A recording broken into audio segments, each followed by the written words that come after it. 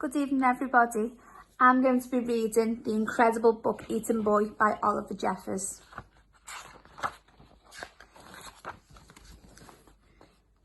Henry loved books, but not like you and I love books. No, not quite.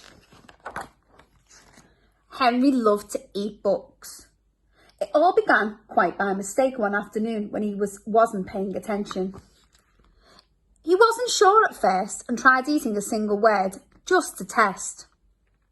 Next, he tried a whole sentence, then the whole page. Yes, Henry definitely liked them. By Wednesday, he was eating a whole book. And by the end of the month, he could eat a whole book in one go. The Incredible Book Eating Boy. Henry loved eating all sorts of books. Storybooks, dictionaries, atlases, joke books, books of facts, even maths books. But red ones were his favourite, and he was going through them at a fierce rate. But here is the best bit. The more he ate, the smarter he got. A book goes in, information goes to the brain getting bigger, belly gets full. He ate a book about goldfish, and then he knew what to feed Ginger. Before long, he could help his father's crosswords in the newspaper. And he was even smarter than his school teacher. Henry loved being smart. He thought that if he kept going, he might even become the smartest person on earth. So he kept eating books, and he kept getting smarter, and smarter, and smarter. He went from eating books whole to eating them 3 or 4 at one time. Books about anything. Henry wasn't fussy, and he wanted to know it all. But then things started going not quite so well. I'm going to eat you. In fact, they started going very, very wrong. Henry was eating too many books, and too quickly at that. Bite, chew, chew, chew, gulp, green, greener, greenest. He was beginning to feel a little ill.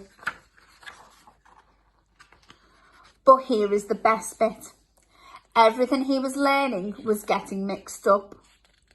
He didn't have time to digest it properly.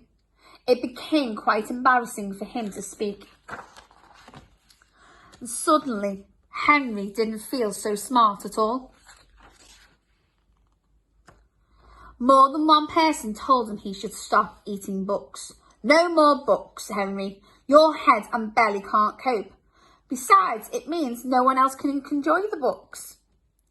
So Henry gave up eating books and sat sadly for a long time. What was he to do?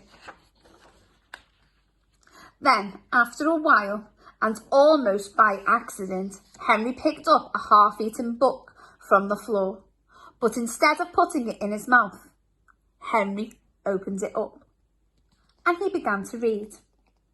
And it was so good.